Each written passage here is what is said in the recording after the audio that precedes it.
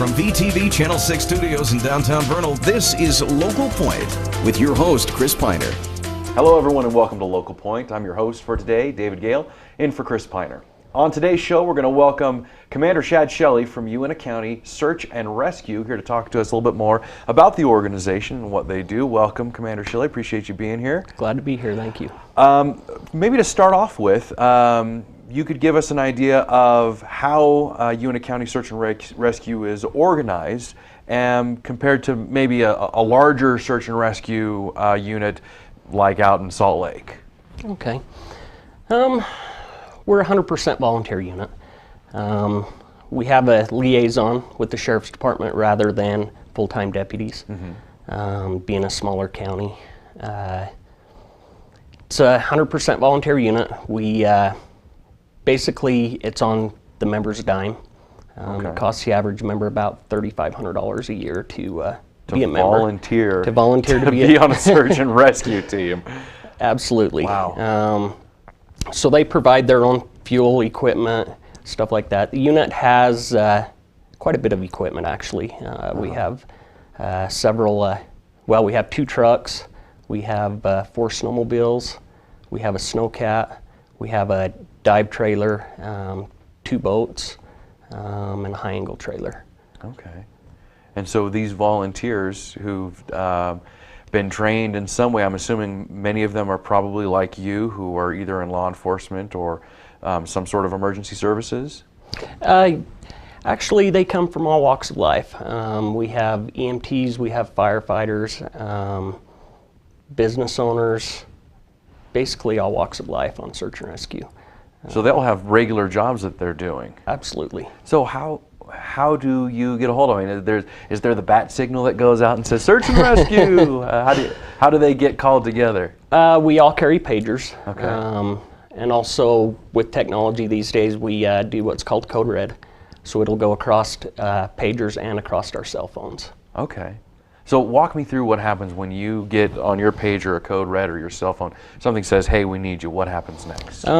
Basically is how it starts out is obviously somebody calls 911. The Sheriff's Department's notified, who then notifies me. From there, we kind of decide how we're going to respond, what we're going to do, and then go from there. The exception is missing children, ambulance assist, where we just kind of go on the fly. We bypass all the, as far as notifications, and just respond directly to the scene. Okay. And that's because life-threatening or Amber Alert type situation. Exactly, when time is at an essence there. Okay. So what does the search and rescue team typically respond to here in the Uintah County? Missing people, obviously, ambulance assists. Search and rescue's kind of evolved over the years with technology. We became more of a rescue team versus a search team. Okay. We still do have searches, but not nearly what we were looking at 10 years ago. Okay. With cell phones, GPSs, stuff like that, we don't get a lot of missing people unless it's their children, elderly, stuff like that. So more rescue situation. Does that typically happen, well, obviously in the county, but in real rugged terrain? I guess, are you finding people that are stuck on a mountainside or on a river or all of the above? All of the above. It could be 1 minute we're down in the Book Cliffs on someone hunting. Next minute we could be up on the Forest Service or on the lake or river somewhere. Okay. And I heard you say something, you had like a dive trailer? We do. And what does that mean? We have a scuba dive trailer. Okay. We actually have a very large dive team in Uintah County here. We have 18 certified divers. We also have half dozen forensic divers with the Utah Forensic Dive Team. So on the water end, obviously it's usually recovery, a drowning victim or evidence recovery, stuff like that. Okay. and then your snowmobiles and stuff. Do you find that you're called upon more often in the winter months or the summer months? The winter months are usually slower for us. Okay. When we get big storms just after Thanksgiving, between Thanksgiving and Christmas, we usually get quite a people up Christmas tree hunting, stuff like that. After Christmas, it's usually snowmobile accidents, stuff like that. So we don't get a lot in the wintertime versus summertime. Maybe people in the summer feel a little safer. In the wintertime, they realize they're going to get stuck, so why go out? And people are out a lot more in the summertime. Yeah. Summertime is definitely our busy time, not just for search and rescue, but also for work details we do out in the community. So, do you have any idea how, just on average, how often search and rescue gets called upon in a given, I don't know, month or year? As far as call-outs, we do around 30 calls a year. Okay. As far as searches and rescues. But we do a lot of community events. We do the rodeo, we do the fair, paddle fest, stuff like that. So about 30 calls a year, but as far as if you total everything up, it's around 50 to 55 events a year that we go on. Well, I'm very interested to find out, from your opinion, what it would be like if there were no search and rescue. What would happen? But we've got to take a quick break, so stay with us. And after this break, we'll be discussing more about Uintah search and rescue. So stay with us. These days, we all want more speed. And right now at Strata Networks, that's exactly what you're going to get. For a limited time, upgrade your current internet package and get faster speeds at no additional cost for 90 days. That's right. Browse, stream, and download faster with speeds up to 50 megabits per second. Call us today to get your free speed boost. Only from Strata Networks. Restrictions apply. See store for details. Strata Networks. We connect lives.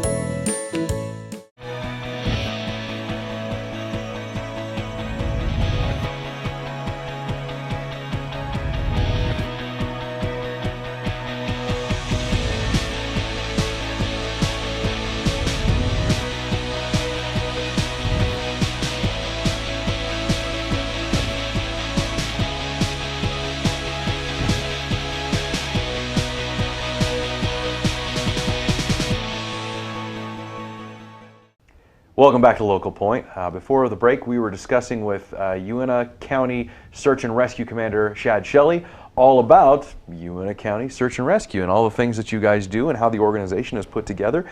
And right before the break, we were talking about some of the other things that you do that aren't necessarily call-outs. And you had mentioned that the search and rescue team will show up for the rodeo, as well as some other things. Remind me what the other events are that you show up at. We do the rodeo, paddle fest, the triathlon, the fair, events like that. Okay. Now I'm making some assumptions, but I assume things like paddle fest and the triathlon, you were there in the capacity of if something were to go wrong. Emergency services. Exactly. Right? Is that the same case for things like the rodeo? The rodeo is a little bit different.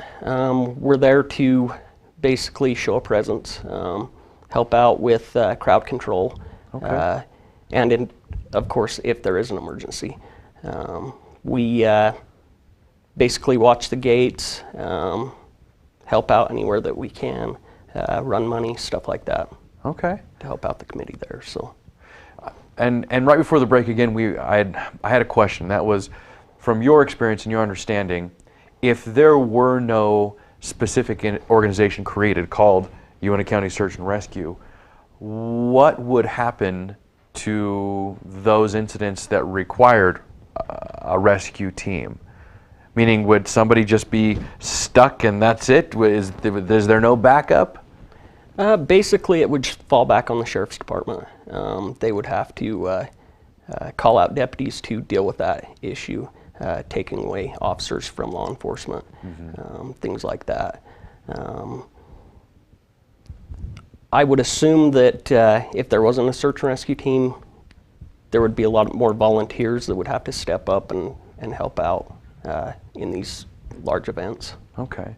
But since you are an actual organized group, is there any training that goes into the different aspects of search and rescue?